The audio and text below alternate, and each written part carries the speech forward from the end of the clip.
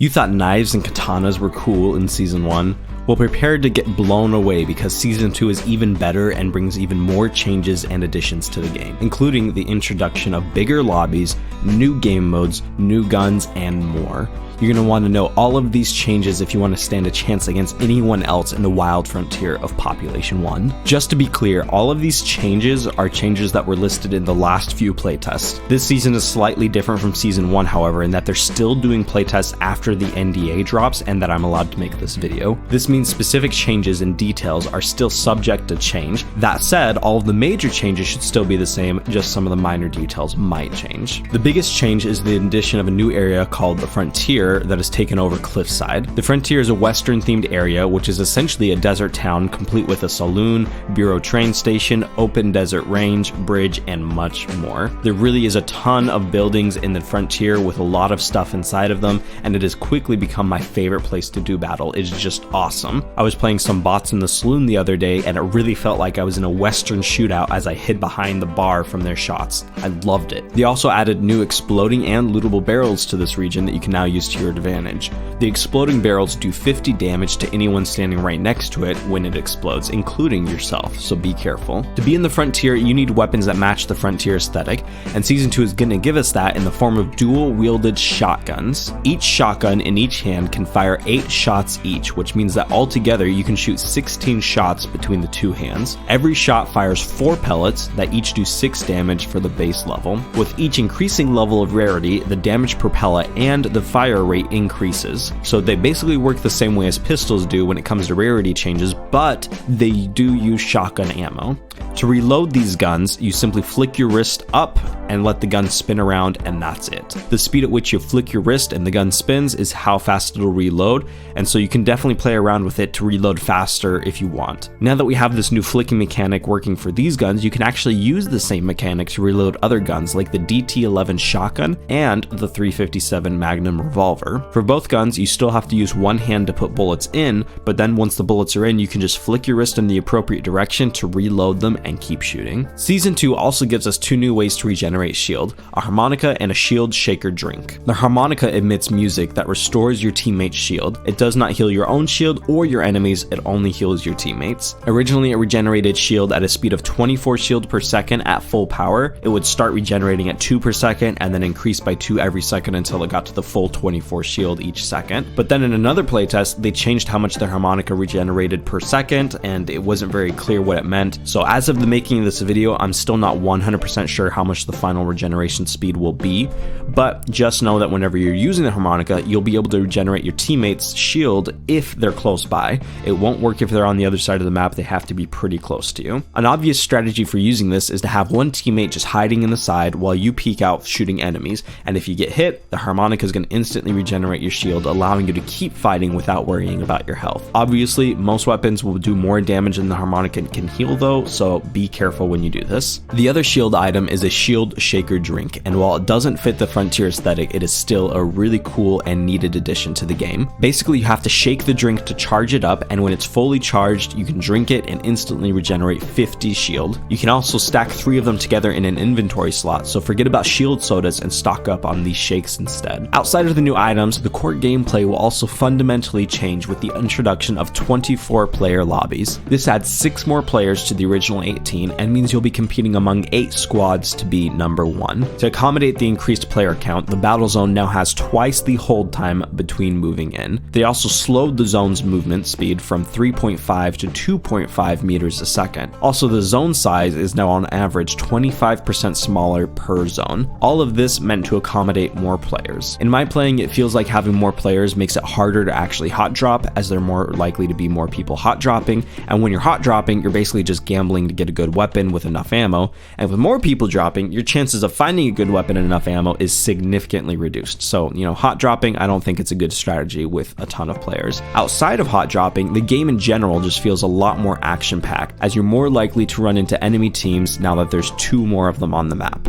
This means there's less downtime and more actual fighting. It feels a lot more like a battle royale. Another big change is that dead players, or ghosts, move a lot faster now. Their movement speed increased from 50% all the way up to 75%. This will make it a lot easier to heal your dead teammates, and combine that with the fact that the zone is moving slower, you'll be able to stay out of the zone easier if you're a ghost. I was talking to one of the devs about this change specifically, and they said that when they were playing the game one time, they died and had to walk really far to catch up to their teammates, and they just thought to themselves, man, this sucks. Since then, they've been wanting to increase the ghost speed, and now we finally have it. They've also added 2 new game modes called Deathmatch and Shootout. Deathmatch is a 6v6 game where the first team to get 20 kills wins, while Shootout is a 6v6 elimination game in the Old West. It will consist of several rounds, and the first team to win 3 rounds wins the match. They're also adding improvements to the private lobbies. I don't know all of the exact details right now, but I was told by one of the devs that essentially they're going to let lobby hosts customize everything about private lobbies,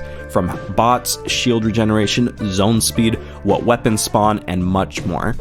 This means if you want to do a knife only lobby or shotguns only lobby, it'll be much easier to do that. I personally would love to see a pistols only tournament sometime in the future. I think that would be a ton of fun. If you want to see these new private lobbies in action, by the way, and all of the other Season 2 changes, I'll be streaming a ton this weekend for the playtest, so make sure you're subscribed and hit the bell so you can see when I go live. Going on, the Season 2 Battle Pass will work the same way as the first one. You'll have to purchase the Battle Pass for the same price of 330 gold, and you can add 15 tiers for 1,000 gold. Theoretically, you could end up buying the whole pass all at once, which I'm sure many people are going to do, just like in Season 1. The pass consists of 50 levels where you can unlock new skins, titles, calling cards, and stickers, and even some Bureau gold. The Battle Pass has 4 character skins, starting with the cowboy skin named Logan that looks really sick. At level 15, you unlock PJ Ranger, a cowboy version of PJ. At level 35, you unlock Hattie Outlaw, a cowgirl version of Hattie.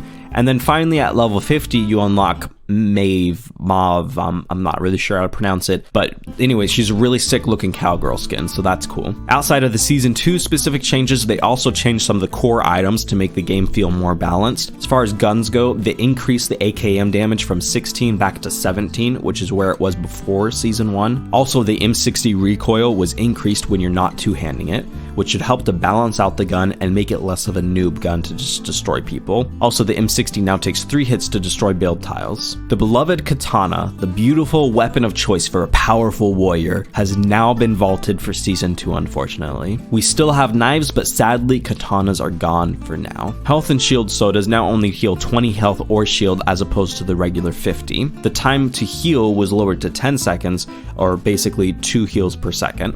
You can also stack more of them in your backpack, with the stack size increasing from 3 to 6, and also both health and shield sodas spawn in pairs, so it'll be easier to loot up on plenty of them. I think this specifically is a good change because now we have really balanced ways to heal your health and shield. For both your health and shield, you have an item that heals it to 50 instantly, and then you also have an item that heals only 20 over a period of time. The battery regeneration amounts also changed. The small battery increased from 5 to 10, and the medium battery increased from 10 to 20.